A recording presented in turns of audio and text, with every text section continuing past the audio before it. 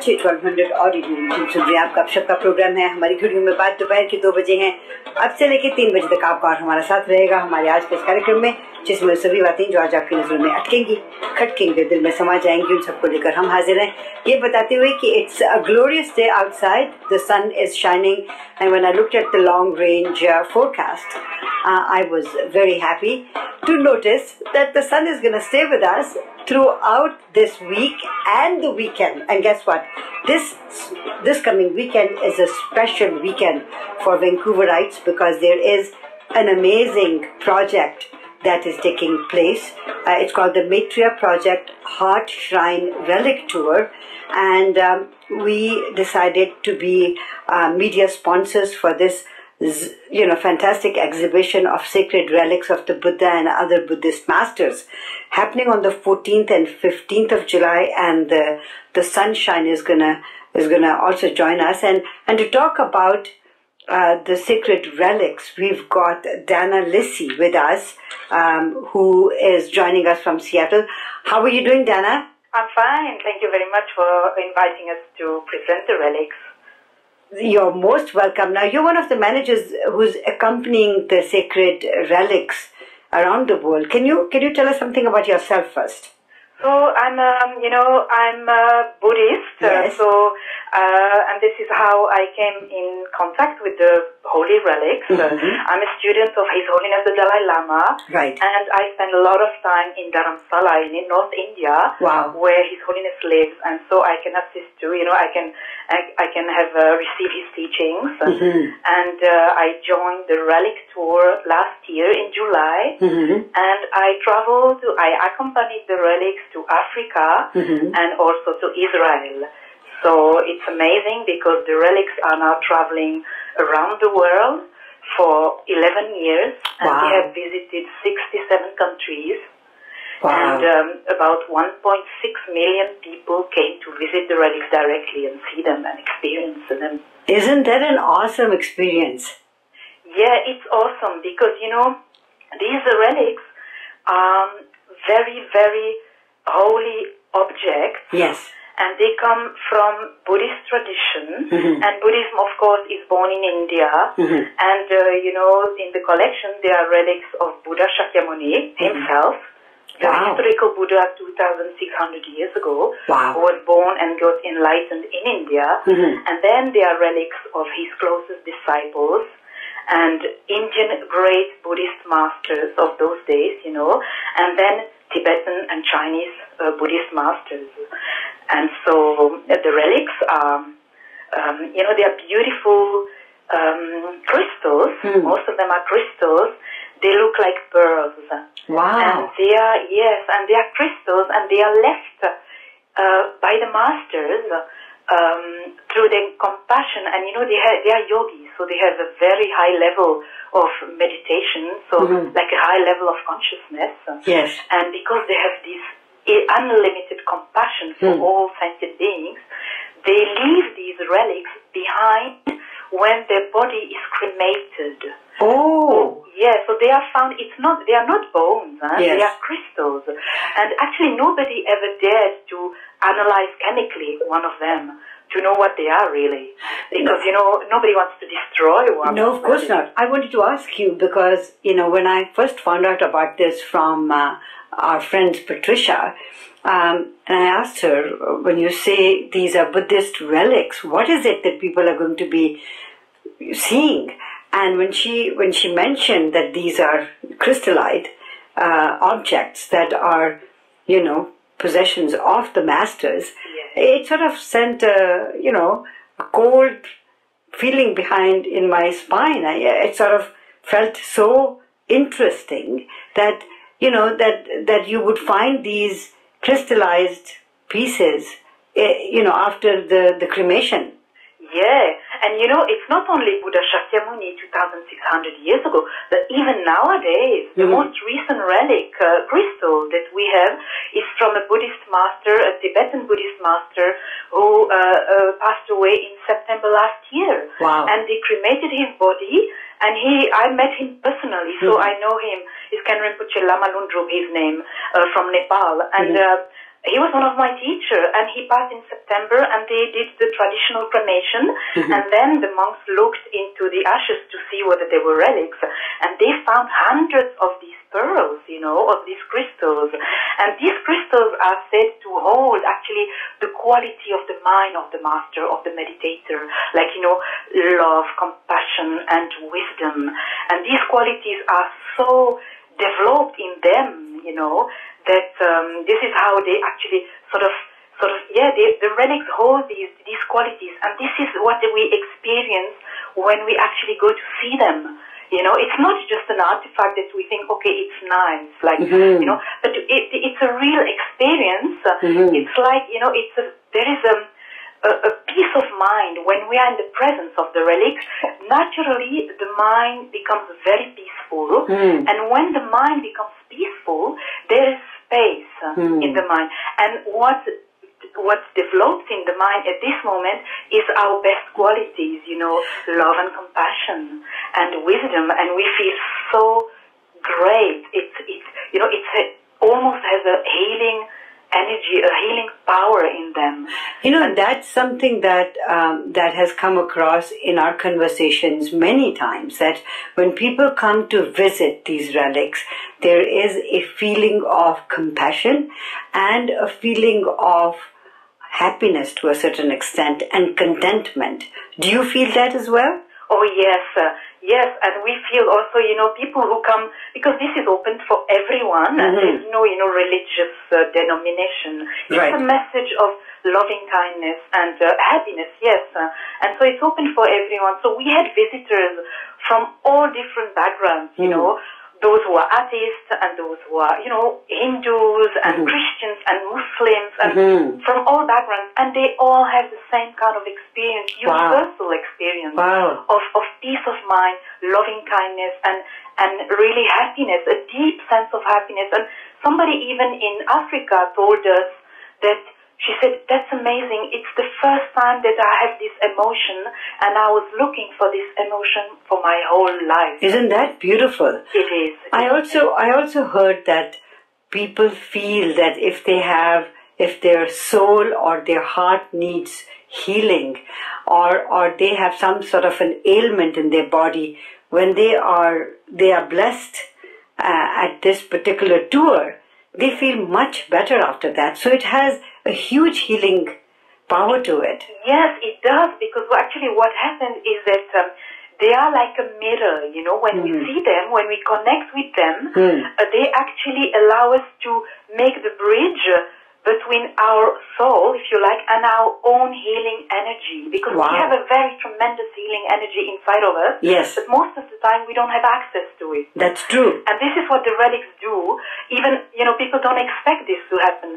And so this energy suddenly is available. And we had examples of, for example, in Israel, there was a gentleman who came and he had a back pain for weeks. And he received blessing by Buddha Shakyamuni's relics directly on his head, and for few minutes, like for 1 minute, not more. And later on, 1 hour, he didn't say anything, he just left. He said, thank you, he left. And 1 hour later, he came back to us and he said, you know what, my back pain disappeared. Isn't that awesome? Yes, and so we told him, well, your mind is very open and your heart is very open, even if you are not a Buddhist, to receive the blessing, what we call the blessing, which is the inspiration to get in touch with our own, what we call Buddha nature or divine nature. This is what the relics, how the relics benefit us. Yes. I think it's the human beings who have, compartmentalized people into different sects and religions and all that. I mean, the healing power and the healing feeling is for everyone. It's not just that people who are of Buddhist faith are the ones who are going to benefit from it. I think everybody's going to benefit from it. Absolutely.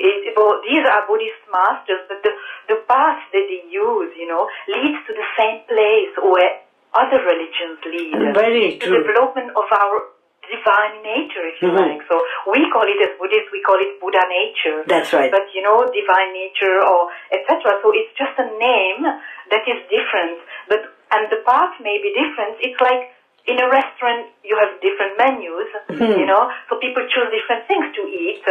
And it's the same. So in religion, in spirituality, there are different paths that suit every different kind of people, but they all lead to the same thing. It means the full development of our human potential or even divine potential.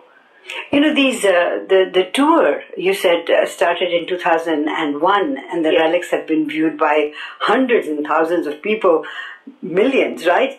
Yes. In your own words, I mean, we've talked about this now, but why has it become so sought after? Do you think it's the blessings, or do you think it's the awesome experience that people have when they are passing, by the relics? Yeah, I think it's, you know, in nowadays, we don't have many opportunities to feel this kind of experience. These kind of qualities within us, because we are in a materialistic system where we have to be fast, efficient, very brainy, you know, think intellectually, be very efficient. And this actually brings us back to our heart. And so that's why people feel very attracted to it, and they spend very special moments when they come. It's, you know, it's open the whole weekend, and people come, and they stay sometimes the whole day, and they just can sit there, meditate, be in the presence of the relics, just being in the presence. And it's like if they were doing a meditation retreat, even for those who never had experience of meditation before. Right. Now, let's talk about this.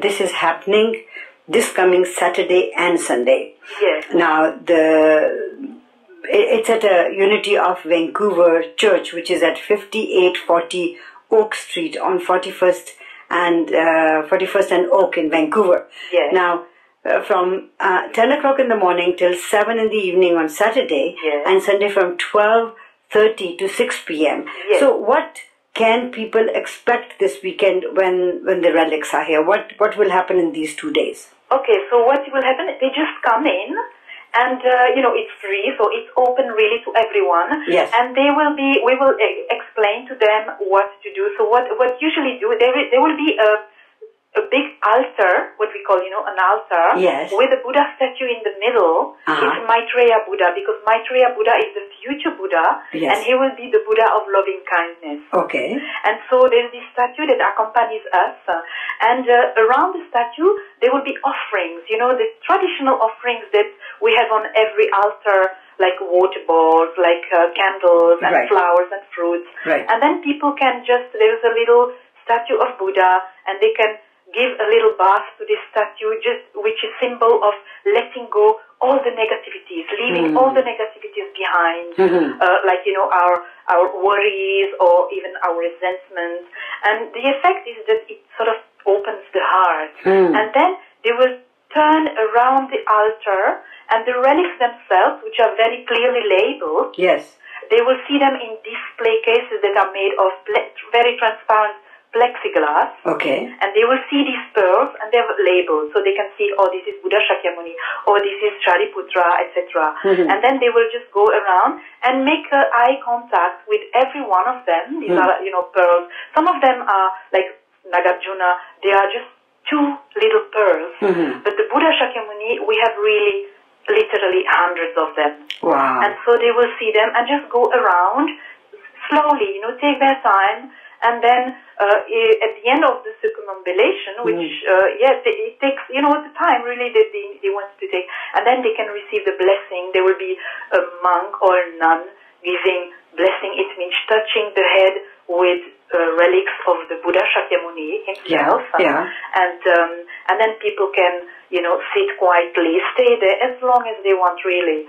And, so it's they can, some people come just for 10 minutes because they don't have much time. Right. Some people come for the whole 2 days. Yes. And we even have people who follow us. Oh, wow. Yes, throughout the U.S. And they came for the last 6 exhibitions. So. Isn't that beautiful? Yes. So when people come in, Dana, I mean, you said it is all free, but if they would like to give an offering, is there an opportunity to do that? Yes, because we have donation boxes here and there. Yes. And so what we do is that, it's of course free for everyone to donate whatever they feel like. Right. And the money will be used actually to bring the relics to the next city. Oh, okay. And so there's a way of creating a chain of generosity between the different places. So the relics come to Vancouver, and this is due to the generosity of the people in Santa Cruz. Oh, wow. Wow. And next Vancouver will be Seattle. Yes. So we come back to the US. And so the people in Seattle can benefit from the offerings, from the generosity of the people in Vancouver. And this is going to go on until end of December, actually. Okay. So we are touring the whole US year. and a little bit in Canada. Okay. I want to take a short commercial break. When we come back, I want to ask you more questions about the tour. Yes. Stay with us. Dana is with us. We'll take a short break and we'll be right back. RJ 1200 और radio रिमझिम सुन रहे हैं आप. गपशप का programme है और हमारे शहर में 14 और 15 जुलाई को यूनिटी ऑफ वैंकूवर में मृत्युया project heart shrine relic tour आ रहा है, जिसकी सबसे बड़ी महत्वता ये है कि जब ये लोग इस टूर को देखने के लिए आते हैं या इन रेलिक्स को देखने के लिए आते हैं तो जो मन को शांति मिलती है या आपके शरीर में किसी भी किस्म की कोई प्रॉब्लम है उसमें जो शांति मिलती है वो कोई बयान नहीं कर सकता, वो इतनी जबरदस्त होती है. और इसके बारे में हमारे साथ बात कर रही हैं डाना लिसी, जो कि इस सेक्रेड बुद्धिस्ट रेलिक्स के साथ पूरी दुनिया भर में घूम चुकी हैं. Welcome back to the programme Dana. Thank you. So how are these relics preserved? I mean, they've been there for thousands of years. Yeah, well, actually, they were, when the Buddha Shakyamuni passed Yes. into Nirvana, or Parinirvana they call it, and then they cremated his body as the tradition wants it, in India. Yes. They found, almost no ashes. Almost all the parts of his body were these, what we call them ringzel in Tibetan, these pearls. Right. And so it's like thousands of them. Mm-hmm. And these were distributed among his closest disciples. Okay. And they were passed on down the lineage, we call it the lineage, from teacher to disciple. Okay. From teacher to disciple down right. the line. Mm-hmm. And they were, distributed in all Buddhist countries, in India, in Nepal, in Bhutan, in China, in Tibet, of course, mm-hmm. and also in Thailand. And when Lama Zopa, our spiritual teacher, he's a Tibetan Lama, and mm-hmm. he started to collect these relics. Actually, he received these relics from Buddhist masters mm-hmm. who had them, who themselves had them received from their own teachers, that's and, right. They kept them very, very carefully because these are precious objects. And when they discovered that there's this relic tour traveling around the world and bringing this blessing of these relics to millions of people, literally, mm-hmm. then many of them offered the relics to the collection instead of keeping them in their monasteries, Okay. So it's an act of pure generosity to benefit as many people as possible. And actually, even His Holiness the Dalai Lama offered relics of Buddha Shakyamuni from his own personal collection isn't to that this beautiful? collection. Mm-hmm. So, now I have heard, and you have talked about it too, that people feel a totally different kind of experience. Everybody's experience is unique, and everybody's experience is out of this world. Now, when you, for the very first time, saw these relics, how old were you? The first time I saw these relics like this, I was in Nepal, in a monastery, in a course on Buddhism. Okay. And they said to us, okay, let's go to see the relics of Lama Konchok. Lama Konchok was a great Lama of this monastery. Right. And, with my Western mind, I was, like, okay, this is a Tibetan cultural, thing. It's nice to see them, but I wasn't really, a believer in this sense. And we went to see these relics, and I was so moved that I had, my rational mind had to admit that there's something there that is really beyond our usual rational understanding. And this is how I first connected with relics. And when the director, Victoria Coleman in London, when she was looking for somebody to accompany the relics, the collection to Africa, I said, yes, I would like to do this because I feel really connected with them. Yes. Yeah. Now, when you were talking about this, you're very passionate about it. Many people are not passionate about, religion or anything. So do you think their experience will also be something out of this world? Yes, I think so, because we all have the potential to fully develop the best qualities in us, which is, loving kindness, peaceful mind, loving kindness, and compassion, and wisdom, and, this kind of, these kind of qualities we all have them in us, and this is what people experience. It has nothing to do with religion, what God or not God, or even atheist people. No, it's really something that connects us with our own nature, human nature, which is the beautiful, really. But we don't have many opportunities to really, be connected with these values, with these emotions, these positive qualities. So this is what most people experience, really, more or less to the different degrees, Yeah. Most of people really have some. They go out of the venue with something, If not, at least. Something like, wow, this was something like interesting, and the deepest experience, as I said before, it's real. Some people cry, some people, for no reason, like, they don't understand, suddenly they start to cry. And we had even examples in Nairobi, one of our visitors, actually, he fainted. Just by receiving the relics, he fainted, Wow. So, because it was so powerful, and he was not at all a Buddhist, yes. And he didn't expect this to happen. So, it goes, the range of experience is very vast, but everyone, I think, gets something from them, really. I was thinking that majority of people are usually, they find themselves saddened by some experiences that they have gone through in life, or they are not feeling well physically and spiritually, they are wounded. So I think this would be a very good place for them to come and visit, whether you are of the Buddhist faith or not. I think this probably would be one of the most important exhibitions. If they're going to see only one exhibition, this would be the one that they should see. Don't you think so?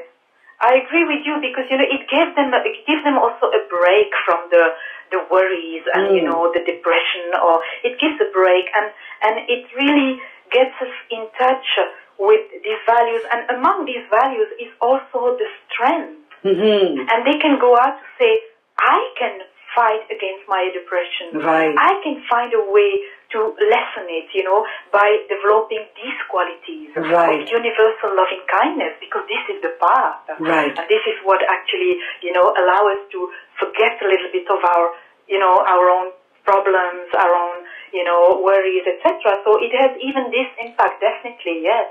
So for people who are listening to the program right now, I want to reiterate again that this coming Saturday and Sunday, Saturday from 10 a.m. to 7 p.m. and Sunday from 12:30 p.m. to 6 p.m. at Unity of Vancouver, which is 5840 Oak Street at 41st Street in Vancouver. They can come. There is no fees for coming to visit these relics, to view them and to get blessings.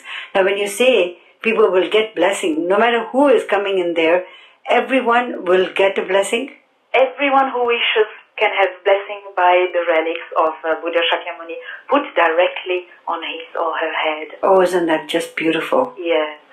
Now, very quickly, you've gone on tour to some of the most unique places, right? And you must have some very unique experiences yourself. Can you share one with us? Yeah, well, the relics, we like to say, if they look like crystals, yes.